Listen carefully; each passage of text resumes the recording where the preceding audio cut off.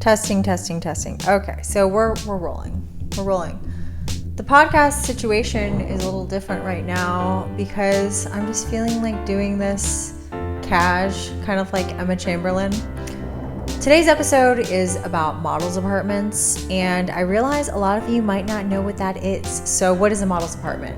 A model's apartment is something that your agency or a modeling agency that represents models sets up. It's housing for the models that they represent.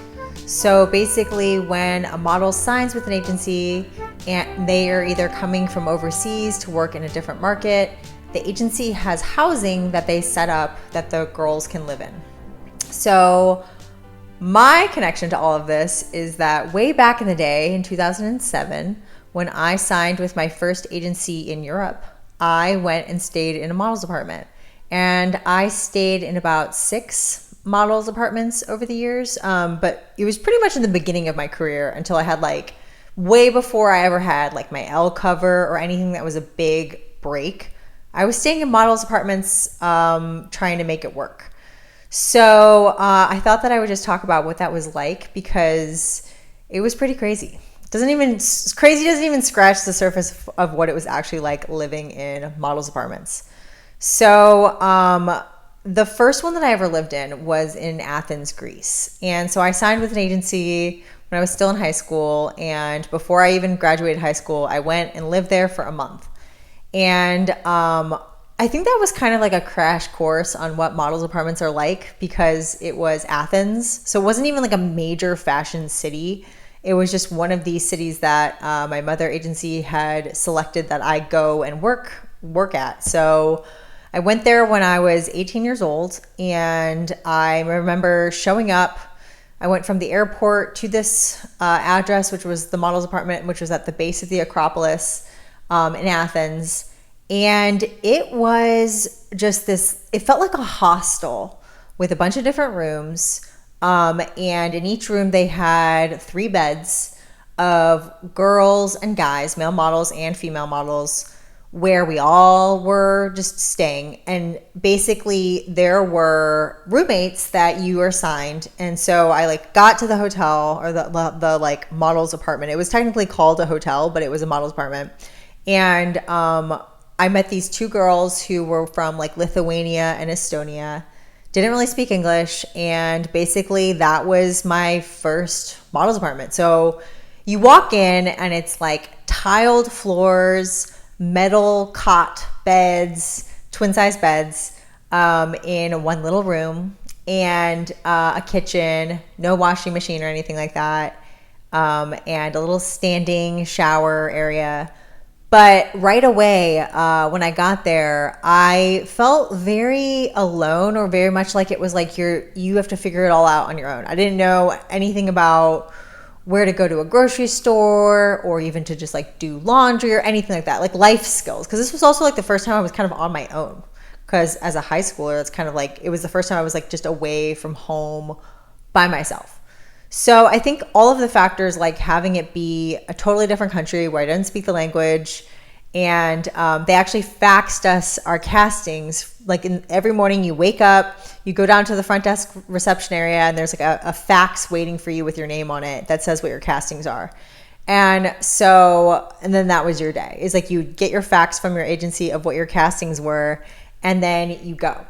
So I would latch on with the other girls and say oh, do you have this casting? Okay, cool. Let's go together. So I could learn where to go based on where they would take me and just kind of follow their lead. But so that was the first model's apartment.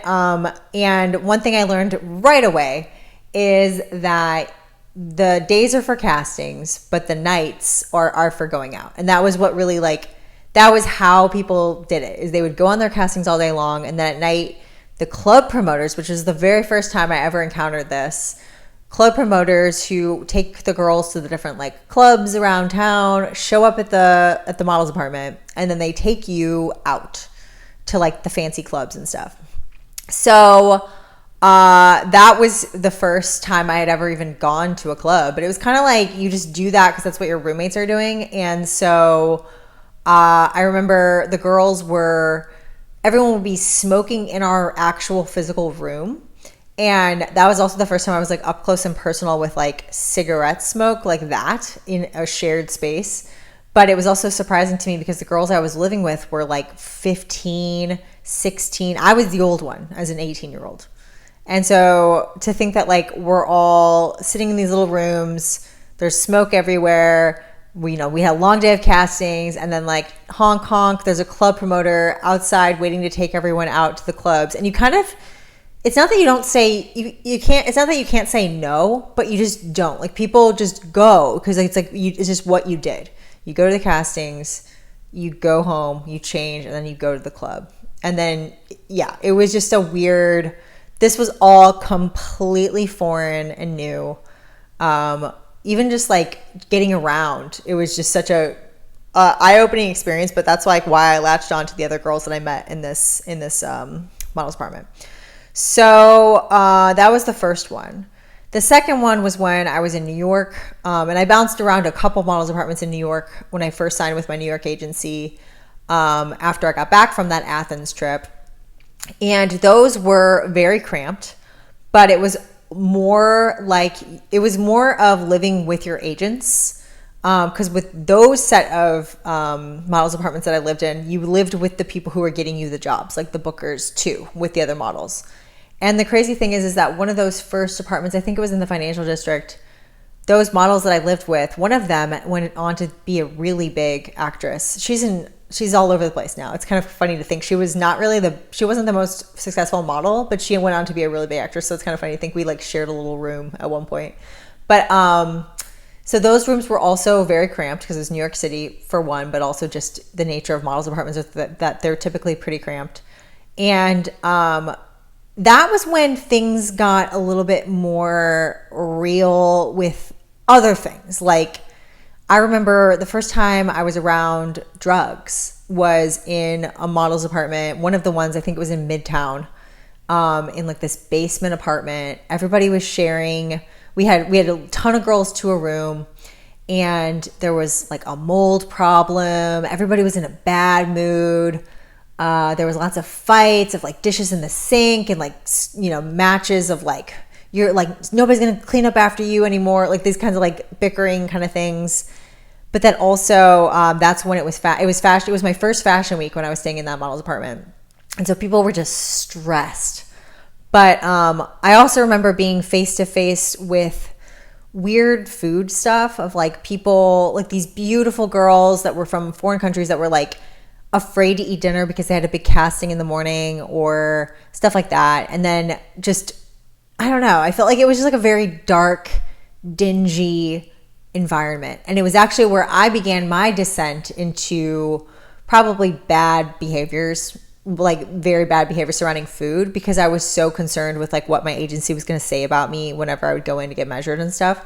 So that was the first model's apartment that I ever actually got very weird about food, was that one, the one in Midtown that I'm thinking of, where it was the first time I had ever gone 3 whole days without eating, which is pretty crazy. And I remember one of my bookers was like kind of praising me, being like really proud of me. She lived in the apartment.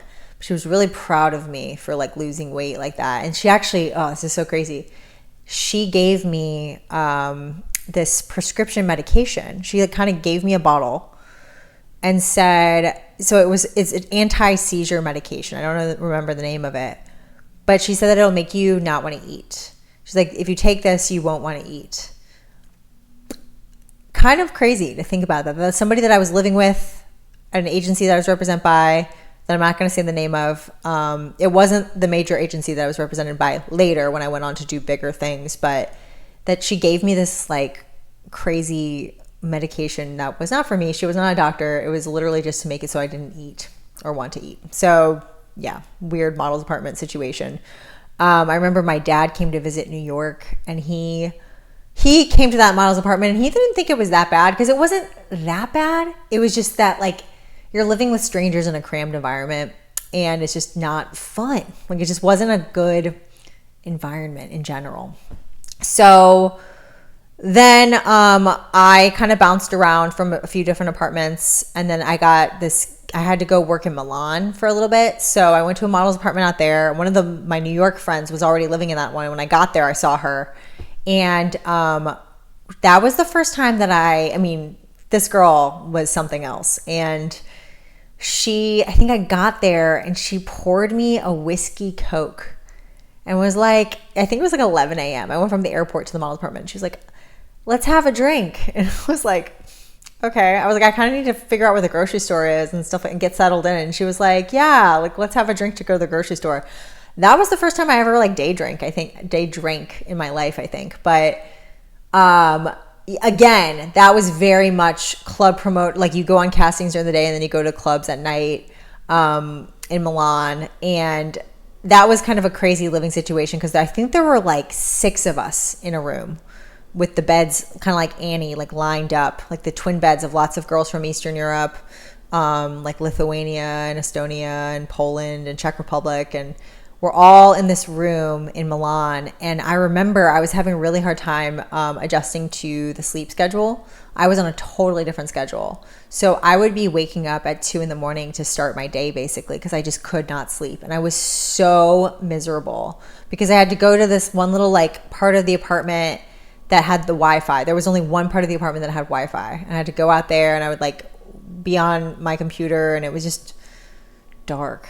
It was really dark. So that said, every model's apartment experience I feel like was just like really sad because everybody was just sad and stressed about work.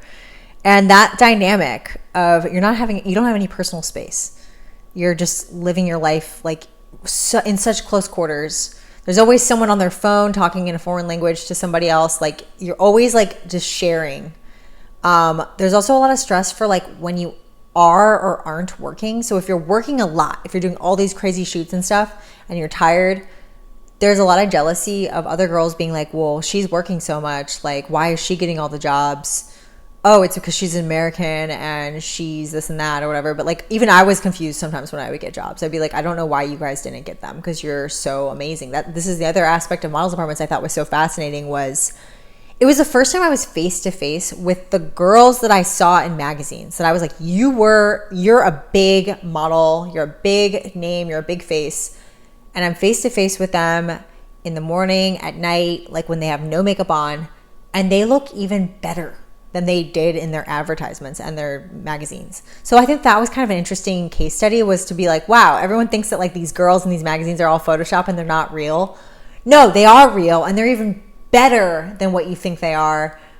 They're stunning, they're gorgeous, they're specimens from another planet. Like models, like these kinds of models especially, I was blown away by like what they actually looked like and what they were actually like, you know, completely not glamored up. So that was an interesting case study.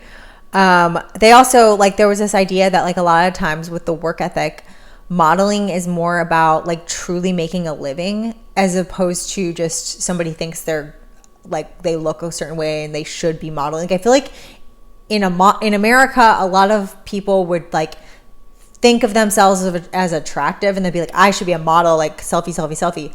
I felt like in models apartments, especially models apartments overseas, there wasn't that as much as like, how can I make a living to provide for my family and send money back home? Like that's more the like mentality, which is maybe why it was kind of dark because it was like modeling was just, it is a job. It's not like how someone sees themselves or something. So I think that the other interesting thing that I saw was that there were no rules with what we should and shouldn't be doing. Like I feel like there was no boundaries with like our agents living with us telling us what we should and shouldn't do. Things that just, I don't know. I just don't think it was totally like clear boundaries of having separation from work. Like even just the fact that like, I think there's like, especially if somebody's like getting into modeling, like there should be a time and a place you go that's like has nothing to do with modeling. And with models apartments, there was none of that. So it was just constant 24/7. Like, I think that's probably why I was so depressed inside of it was because it was like, I didn't really feel like I belonged. Half the time I show up to castings and I was like, I don't know why I'm here. I don't get it. Like, I think the imposter syndrome was very strong. But yeah, I definitely wouldn't want to go back to those days. But I think that the craziest thing to me was just to see like this lifestyle that was so chaotic of like so much like physical work of going on these castings and then going out at night and having these creepy promoters that were like older, like late 20s, 30s, coming and picking up 15-year-old girls and expecting them to like go out. And I remember this one girl I bonded with, I can't remember what her name was. God, she was so beautiful. She was from Poland and she was so young. And we went on castings together. She kind of like was showing me around, I think in Milan. It was either Milan or Athens. And she didn't want to go to the club, but she like felt like she had to. She was so tired. She was like, I'm so tired from the shoots, from this and that. And she was like, please, please, please come with me. And I said I would. But then I was tired and I didn't want to. So there was a night when I was like, I just want to have the house to myself. I want to have the apartment to myself. Everyone's going to go out at 8 o'clock. I want to be alone. And so I said I couldn't go. And she got so mad at me. She was just so sad that she didn't have like a friend or a wingman to go with. And I think that like, that's very telling because she just felt so obligated, like she had to go out. The other thing was that like a lot of times the promoters, like these club promoters would convince the girls to come because they would take them to dinners beforehand, like really fancy, nice dinners. But the whole thing was like, I think like these rich guys would pay for these fancy dinners with models. And so then the promoters would come to the models' apartment and bring the models and they'd get these fancy dinners, but there would be like these weird dudes at the table. And it was like, are we supposed to talk? Like, what is this? What's going on? What's going on? That's what I feel like I was always asking, like, who are these guys? Why are these guys here? And like, even at the clubs, like you'd have like, there'd be a table, the model table, the champagne, like crazy stuff. And then there'd just be these like dudes at the table that nobody really knew, but we were supposed to be sitting with them and stuff. So that was weird. I didn't fit in. As you can tell, I was not the archetype of who thought that was fun or cool. But I will say that there was one time I was on the highway in a club promoter's, the back of a club promoter's car, going like 100 miles an hour on a highway with a bunch of people. Everyone was on something, drunk, whatever. And I just remember we were like racing someone else on the highway, on this European highway, which I guess didn't have speed limits or something, or I don't know. And this guy like was next to us and he pulled his pants down like and like mooned us from his car in the back seat. It was like, I thought I was going to die. And then I went from that to the airport to go back to New York for a job. Like I was just nonstop go. Nonstop. And chaos. But I definitely was introduced to drugs, alcohol, starvation, depression in models' apartments. I feel like they were like the most horrific backdrop of what the industry is. And like I remember like during Fashion Week going to bed at night thinking like everybody thinks I'm living this glamorous life.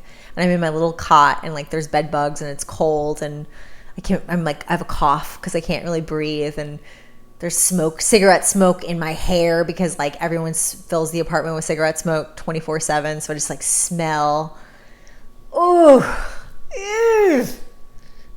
just the worst existence. But yeah, so that's what it was like living in a model's apartment. I hope you enjoyed this episode of the Lucy Beatrix podcast. You can find me on Instagram. I'm at Lucy Beatrix, LucieBeatrix. And until next time, just be fast. Just win.